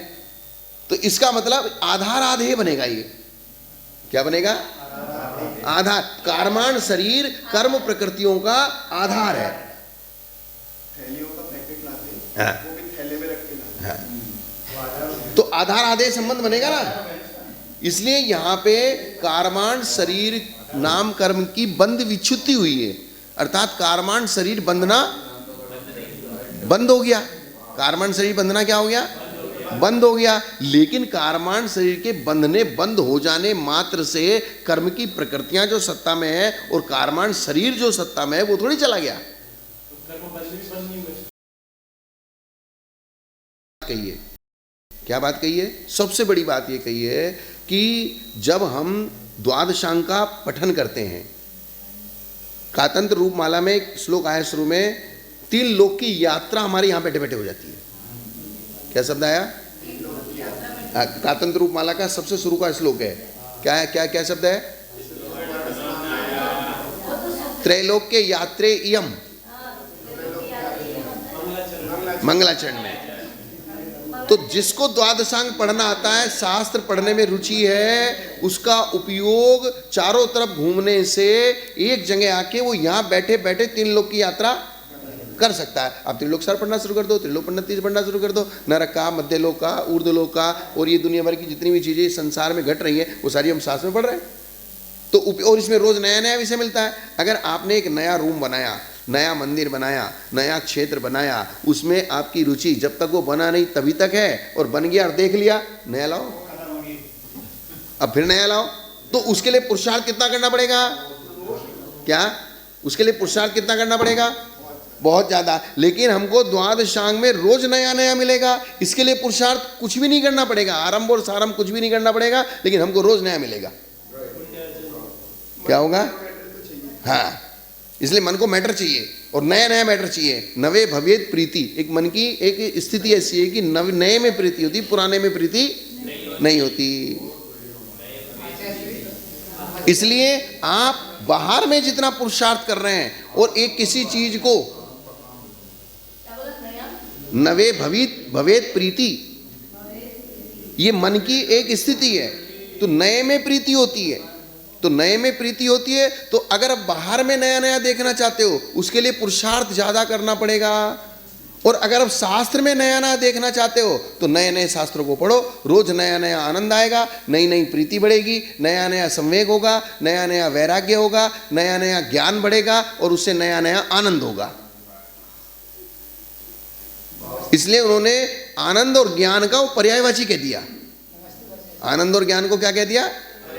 पर्यायवाची कह दिया। इसलिए बोले साधु संतों का काम है, क्योंकि उन्होंने आरंभ परिग्रह छोड़ दिया, धन संपत्ति छोड़ दी, उन्होंने सब कुछ छोड़ दिया, तो अब वे खाली बैठे क्या? तो बोले द्वादशांग में रुचि। इसलिए मनो मरकट ममुम, मन रूपी बंदर को द्वादशांग रूपी हरे भरे वृक्ष में रमाओ। क्या कहा है? मन रूपी बंदर को, क्योंकि सूखे पेड़ पे बंदर नहीं रमते, उसको हरा भरा बहुत बड़ा पेड़ चाहिए कि इस डाल से इस डाल, इस डाल से इस डाल, ये पत्ता तोड़ा, ये फल खाया, ये फल खाया, इतना मैटर दे दो उसको कि वो उस पेड़ से बाहर ही नहीं जाएगा। शांति सागर महाराज से पूछा था किसी ने, बोले महाराज आपका मन इधर उधर नहीं जाता क्या? तो उन्होंने एक उदाहरण दिया कि बोले एक समुंदर के बीचों बीच जहाज चल रहा है और उसके बीच उसके ऊपर एक पक्षी बैठा हुआ है। पक्षी उड़ा इधर उधर, कहाँ जाएगा? उन्हें दूसरी जगह बैठने की है ही नहीं, तो उड़ उड़ा के भी फिर उसको क्या करना पड़ेगा? वही आना पड़ेगा। इसलिए बोले मैंने अपने मन के सारे मैटरों को त्याग कर दिया। तो त्याग कर दिया तो ये इधर उधर दौड़ने की इच्छा भी करता है, लेकिन मैटर ही नहीं मिलता, तो फिर आके घुस के यहीं बैठना पड़ता है। और जिसके पास मैटर होगा तो भर जाएगा। ये बात है। क्या कह रहे हैं स्वामी? मनो मरकट ममुम, हाँ, मनो मरकटम अमुम, इस मन रूपी मरकट को द्वादशांग रूपी वृक्ष में रमाओ। किस में रमाओ? क्योंकि आपने जो चित्र बनाए हैं वो द्वादशांग का वृक्ष तो दिखता है एक तरह से। जो श्रुत स्कंद बनता है वो श्रुत स्कंद कैसा दिखता है? वृक्ष जैसे दिखता है कि नहीं दिखता? इसलिए उन्होंने उदाहरण दिया है। अमुम मंगल, इस मन रूपी बंदर को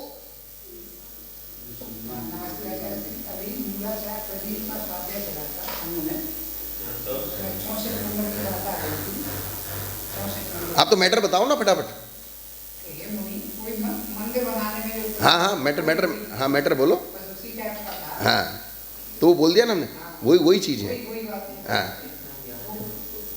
तो यही बात हम कह रहे हैं कि नहीं, उनमें एक गाथा हो रही है आत्मानुशासन में, ये लोक संबंधी कार्यों में मंद उद्यमी होता है साधु। क्या? इस लोक संबंधी कार्य में, और परलोक संबंधी कार्यों में तीव्र पुरुषार्थी होता है। क्योंकि इस लोक में जो आत्मानुशासन में लिखा है कि जो आयु, जो नाम कर्म, जो अंतराय कर्म, जो शरीर आदि आपको मिल गया है वो वही रहना है, लमसम रहना है। उससे कोई आप बहुत बड़े पहाड़ पे नहीं चढ़ने वाले हो, जितना है उतना ही रहने वाला है। इसलिए इस पर्याय के लिए आप पुरुषार्थ मत करो, पुरुषार्थ करना है तो अगले के लिए पुरुषार्थ करो, क्योंकि इस पर्याय के लिए पुरुषार्थ आप पिछली पर्याय में कर चुके। आपका शरीर जो है, जो सहनन है, जो आयु है, जो आपका पुण्य पाप है, वो कोई बहुत ज़्यादा बढ़ घट जाएगा नहीं, लमसम रहेगा। ये बात है। समझ में आई ना? समझिए।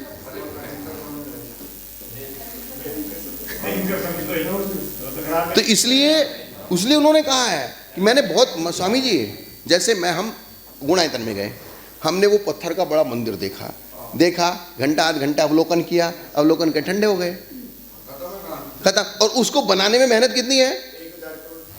उसको बनाने में मेहनत और मगजमारी और कितना आरंभ और कितना परिग्रह और कितना सिस्टम बनाना पड़ा, तब जाके वो चीज़ बनी। और हम तो घंटा भर में देख दुखा के बराबर कर आए।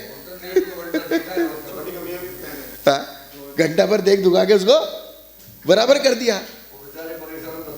वो 10 साल से लग रहे हैं और हमने 1 घंटे में देख के निपटा दी उसकी फाइल।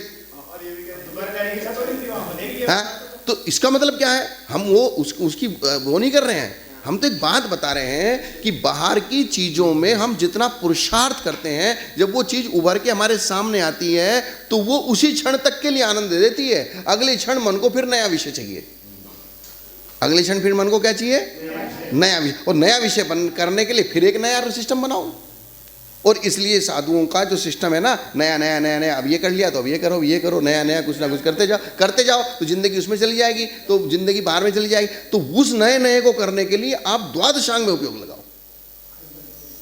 उस नए नए को करने के लिए किस में उपयोग लगाओ, द्वादशांग में। इतना विषय मिलेगा, इतनी गंभीरता में गहराई में पहुंचोगे, आपको ऐसा लगेगा मैं अब तक बाहर में बेवकूफ़ी घूम रहा था, मैंने अब तक की जिंदगी बर्बाद कर दी इन आदमियों के पीछे, फालतू लोगों के पीछे।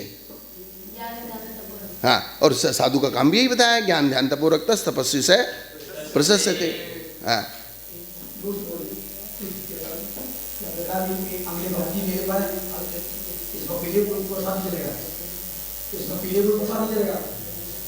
ये थोड़ी काम ने इस भाव का किया अगले इस भाव में साथ नहीं चलेगा। हमने तो ये कहा है कि पिछले भाव का इस भाव में लाए और इस भाव का अगले भाव में ले जाएंगे। तो इस भाव का तो हमने कर चुके ना, इस भाव का तो पिछले भाव में कर चुके, वो मिल गया, अब मिल गया। और आज जो करेंगे वो आगे मिलेगा। बस संक्रमण किसका कर दोगे, आयु का संक्रमण हो जाएगा क्या, बढ़ जाएगी क्या आयु? कैसे संक्रमण कर दोगे, कैसे उत्कर्षण कर दोगे आयु का? आपका जो सहनन है उस सहनन बदल जाएगा क्या? आपके आंखों की देखने की जो रेंज है वो चेंज हो जाएगी क्या? कम हो सकती है, ज़्यादा नहीं होने वाली।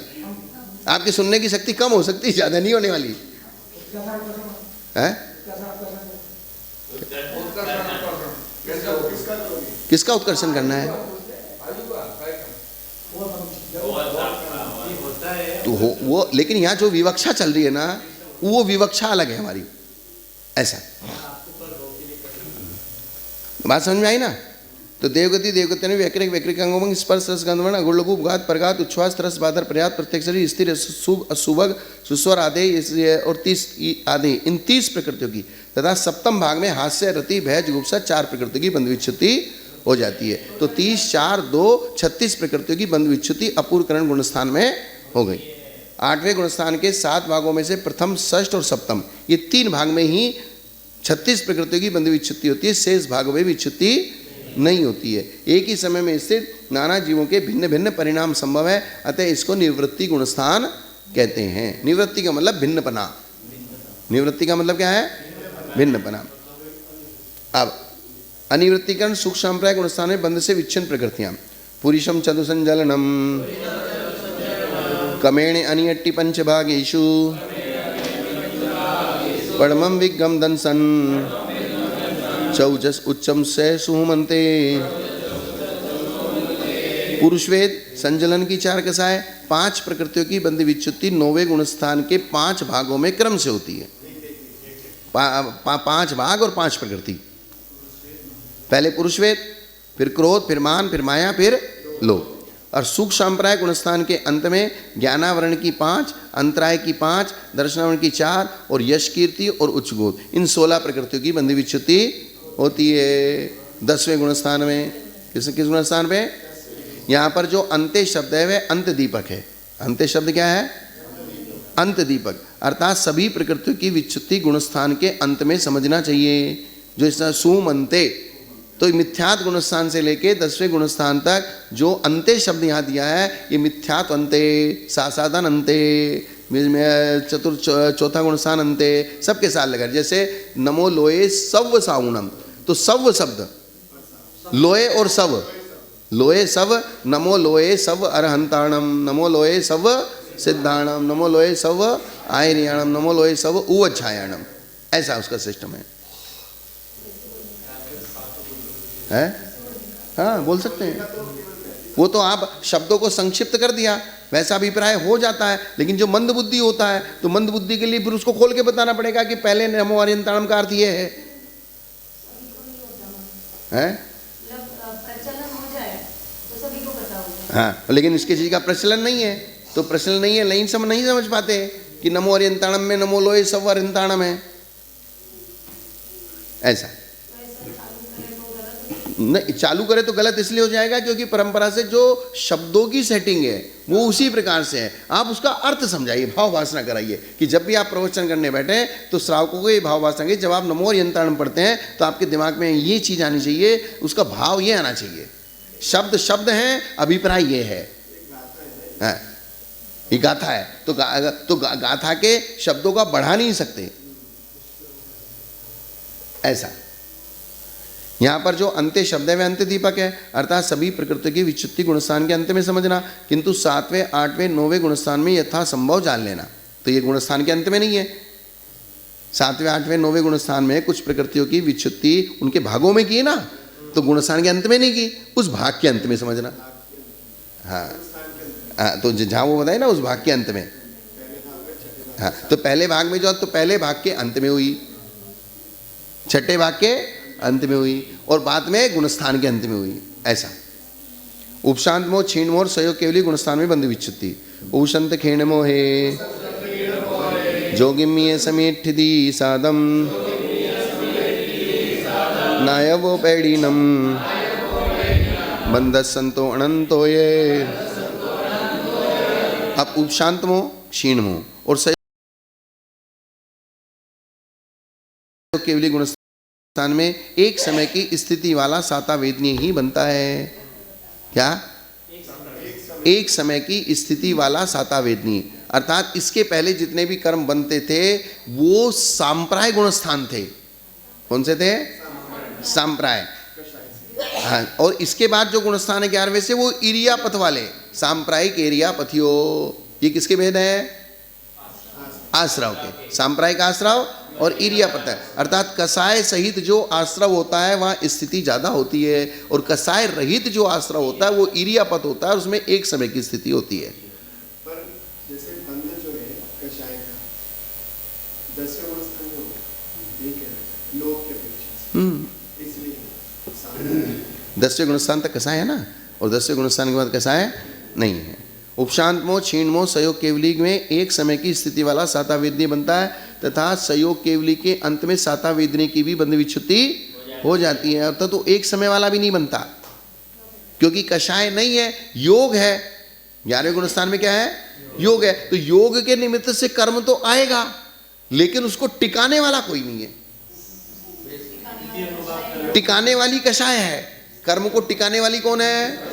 कषाय। अगर कोई भी स्थिति परिस्थिति आपके सामने आए और आप उसमें कषाय नहीं कर रहे हैं तो वो कर्म आपके टिकेगा नहीं। इसलिए ध्यान की एक बहुत सरल परिभाषा द्रव्य संग्रह में बताई है, जम किंचिवी चिंतनतो निरीह वित्ती हवे जदा साहू लद्धूणे ए यत्तम तदाहू तम तत्सयम धारणम। जम किंचिवी चिंतनतो, क्योंकि आत्मा का स्वभाव उपयोग में है, तो आंख खुली रहने दो ना, कान खुले रहने दो, जो आ रहा है आने दो। आप ये मत समझो मुझे डिस्टर्ब हो रहा है, क्या? हाँ, कितने ही बच्चे चिल्लाने दो, कितने भी कुछ भी करने दो, आप बैठे हो, और आत्मा का स्वभाव क्या है? दर्पण है। दर्पण के नाम कुछ भी आएगा तो दर्पण में दिखेगा, ये दर्पण का स्वभाव है। आपके सामने कुछ भी आ रहा है आपको दिखेगा, सुनेगा, ये आपका स्वभाव, ये आत्मा का स्वभाव है। लेकिन आपको क्या करना है? निरीवृत्ति। इसमें शब्द क्या दिया है? जम किंचिवी चिंतनतो निरीवृत्ति। चिंतनतो का मतलब मन लिया, तो इसका मतलब 5 इंद्रिय और मन लास्ट में है, तो 5 इंद्रिय और मन में जो भी विषय आ रहा है वो आने दो। सिर्फ आपको क्या रहना है? निरीह वृत्ति हवे जदा साहू। जब उन सब मैटर से साधु निरीह वृत्ति होता है, तदाहू तम तस् निश्चयम ध्यानम, उस समय उसके निश्चय ध्यान होता है। वो अपने आप जाएगा ना। आपकी आंखों की रेंज के सामने कोई व्यक्ति आएगा तो आया भी अपनी मर्जी से और जाएगा भी अपनी मर्जी से, आप चुपचाप बैठे रहो। आपके कान में आ रहा है शब्द, आएगा भी अपनी मर्जी से और जाएगा भी अपनी मर्जी से, आप सुनते रहो, नहीं सुनो तो कोई बात नहीं।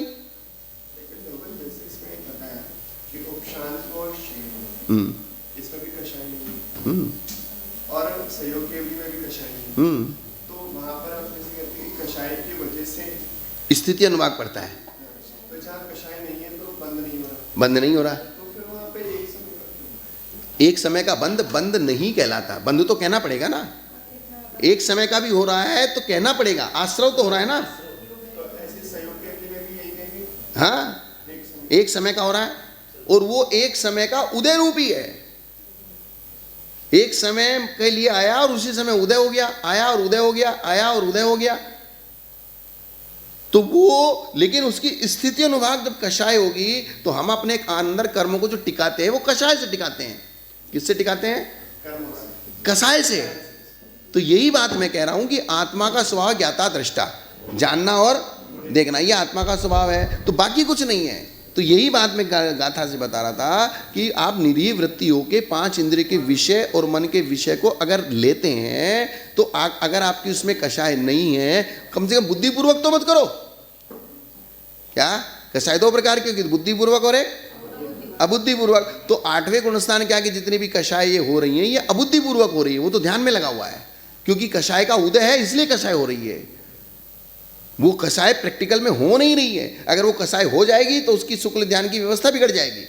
जैसे आपके पुरुष वेद का उदय है लेकिन वो मंद उदय है, तो मंद उदय में हम अपना काम कर सकते हैं। वो कषाय का मंद उदय है इसलिए वो ध्यान में बाधा नहीं पड़ती है। उस मंद उदय को भी खत्म करना है। वही मंद उदय अगर ऊपर से नीचे उतर गए तो तीव्र हो जाएगा। ऊपर से नीचे उतर गए तो क्या हो जाएगा? तीव्र हो जाएगा। तीव्र हो जाएगा फिर गड़बड़ हो जाएगी। ध्यान भंग होना, तीव्र होना। हाँ, तो देखा है नीचे ऐसे। इसलिए मूल चीज जो हुई हमारी, जो हमारे करने लायक हुई, हम शांति से बैठे रहो, जानते रहो, देखते रहो। जानना देखना आत्मा का स्वभाव है। जानने देखने से आप रोक नहीं सकते। जैसे जो अन्य मति बोले शून्य का ध्यान करो, इसका ध्यान करो, हमारे बताया ही नहीं शून्य का ध्यान करना। ये सब बकवास है, हो ही नहीं सकता, क्योंकि आत्मा का स्वभाव जानना देखना है। तो आत्मा शून्य हो कैसे जाएगा? शून्य भी एक प्रकार का प्रमेय है। तो इसलिए हमारे आचरण में क्या, जम किंची भी चिंतन, तो कुछ भी चिंतन आने दो। मन है, मन में आना, आ रहा है, जा रहा है, आ रहा है, जा रहा है, लेकिन आपको राग द्वेष नहीं करना है। खत्म हुई बात। ये ध्यान की प्रक्रिया है, इसी को निश्चय ध्यान कहते हैं। हाँ, निरीह वृत्ति, निष्प्रवृत्ति रहो आप। बंद तो जब होगा जब आप अपने आप को किसी से ऐड करोगे। अयोग केवली में बंध के कारण योग का भाव हो जाने से बंध भी नहीं है और विच्छुत्ति भी नहीं है। और इस प्रकार प्रकृतियों के बंध का अंत, बंध विच्छुत्ति, बंध का अनंत, यानी कि बंध का स्वभाव अंत और अनंत। अंत का निषेध करोगे तो क्या बन जाएगा? अनंत बन जाएगा। जो निषेध वाचक लगा देंगे तो, तथा चय शब्द से अबंध लगाना चाहिए। चय शब्द से क्या लगाना चाहिए? तो कितनी चीज होगी? बंध, अबंध और बंध विच्छुत्ति। तो ये चार्ट इसमें बना दिया गया पूरा। स्वामी जी, श्रवण सागर जी महाराज, चार्ट इसमें बना दिया और जो बिल्कुल सेम का सेम है। अब इसमें घटाना, जोड़ना, करना, ये सब आपको जो है 2 दिन में करके ले आओ। गाथाएं आप पढ़ा देंगे आप ही। हाँ, नहीं तो ये गाथा तो याद करनी है ना। ये 2 गाथा नहीं पढ़ाई, पढ़ा दी ना, पढ़ा दी ना। वृंदावन भी है, बदल रही ना भैया, बदल रही ना। हाँ, तो आप तो पढ़ाई नहीं हुआ। अभी पढ़ा दूं? ये 103, 104 तो पढ़ाई नहीं हुआ। मतलब आपने अभी विच्छुत्ति तक तो पढ़ा देंगे। हाँ, बस विच्छुत्ति का प्रकरण पूरा हो गया। अब उसका गणित करेंगे। हाँ, हो पाएगा नहीं वो प्रोग्राम कितने? अब वो देखो।